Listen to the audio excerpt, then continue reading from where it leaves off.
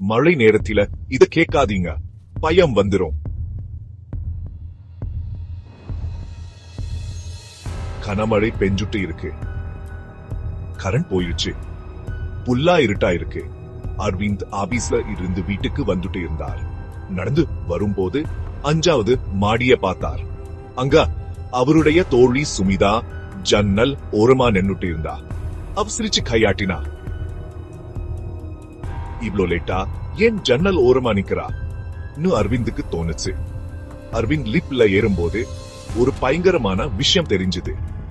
ஒரு மாசத்துக்கு முன்னாடி 5வது மாடி புல்லா எரிஞ்சு சாம்பலா போயிடுச்சு.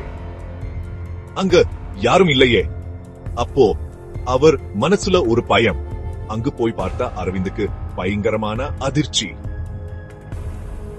ஜன்னல் வழியா வந்த கொஞ்ச வெளிச்சத்துல சுமிதாவுடைய சிரிப்பு மட்டும் தெரிஞ்சது. அது சுமிதாவே இல்ல, ரொம்ப பயங்கரமா இருந்துச்சு. இப்படிப்பட்ட நிகழ்வு உங்களுக்கு நடந்தா நீங்க என்ன பண்ணுவீங்க?